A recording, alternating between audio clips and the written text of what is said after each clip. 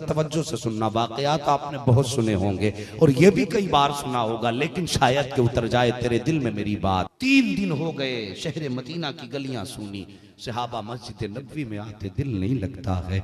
कभी आक़ा करीम के हुजरे के दाएं बाएं घूमते हैं, एक दूसरे से कहते हैं यार मदीने में दिल नहीं लग रहा है, कोई हमारा दिलबर देखा हो किसी ने तो बता दे।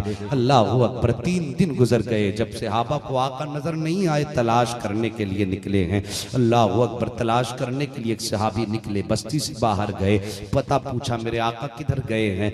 लोगों ने बताया किसी ने मदीना शरीफ के बाहर गए। लोग ढूंढते हुए चले गए। एक चरवाहे से पूछा यार बता, अगर तूने मेरा दिलबर देखा हो तो बता। उसने कहा कौन है दिलबर? तो सहाबा अर्ज करते हैं हमारे दिलबर की पहचान ये है, चलता है तो रहमतें कुर्बान होती हैं, बोलता है तो लबों से फूल झड़ा करते हैं, नजरें उठती हैं तो करम की बरसात होती है। उसने कहा यार तुम क्या कह रहे हो, ऐसा शख्स मैंने देखा तो नहीं है, लेकिन इतना जरूर पता है कि आज 3 दिन हो गए हैं, सामने वाली पहाड़ी में कोई शख्स है जो बड़े दर्द के साथ रो रहा है। आज 3 दिन हो गए हैं, सुबह को मैं आता हूँ, मेरी बकरियां मेरे साथ आती हैं, लेकिन उसका दर्द का आलम यह होता है कि बकरियां चरना छोड़ देती हैं और उसी के गम में शरीक हो जाती हैं। यार मैं तुमसे पूछना चाहता हूँ, बकरियां जानवर होकर के नबी के गम में शरीक हो सकती हैं, हम इंसान होकर के नबी के गम में शरीक नहीं हो सकते हैं, अशरफुल मखलूकात होकर नबी के गम में शरीक नहीं हो सकते हैं, तो फिर मकसद क्या है जीने का,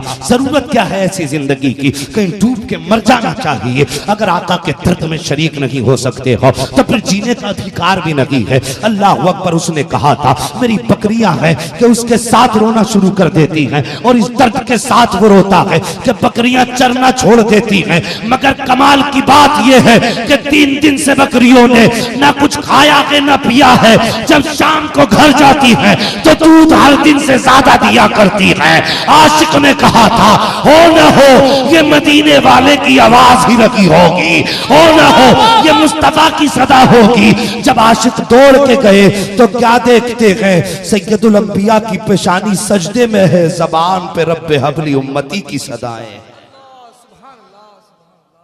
रब्बे हबली की सदाएं हैं। अल्लाह अकबर। जाके कदम पकड़ लिया, आका मदीना लौट चलिए। मेरे नबी ने फरमाया मेरी उम्मत का मामला है, मैं वापस नहीं जाऊंगा। वापस आ गए, ऐलान कर दिया अबू बकर उमर जी का मुस्तफा का पता मिल गया है, चलो चल के बुला लाएं। सहाबा ने इतना सुना दौड़ना शुरू कर दिया। यार वो थे कौन? शमे रिसालत के परवाने थे। वो आका के पसीने की जगह अपने खून के कतरे बहा दिया करते थे, बल्कि कतरे नहीं मैं कहता हूँ उन्होंने दरिया बहाए हैं खून के मुस्तफ़ा के लिए। अल्लाह अकबर। दौड़ के आए, आका के कदम पकड़े अबू बकर सिद्दीक ने।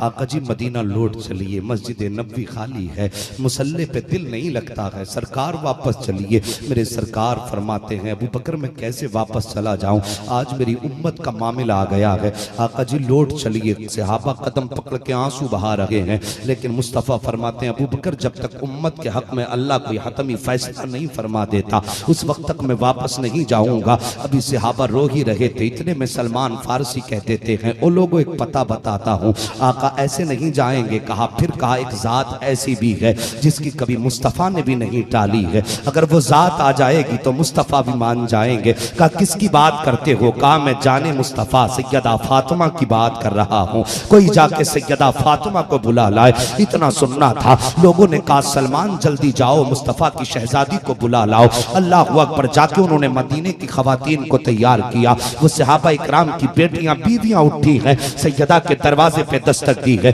अंदर से आवाज आई मंदक कलबाब, दरवाजा किसने बचाया है? खातून खवातीन कहती हैं सैयदा हम आए हैं। हजरत फातिमा ने दरवाजा खोला। का कैसे आना हुआ है? का तुम्हारे बाबा का पता मिल गया है। इतना सुनना था। सैयदा की आंखें बरसने लग जाती हैं। कहाँ है मेरे बाबा? कहा वो पहाड़ी के अंदर आंसू बहा रहे हैं। आज 3 दिन हो गए हैं, जहां मुस्तफा का सर रखा हुआ है वो पत्थर भी आंसुओं से तर हो चुका है। वापस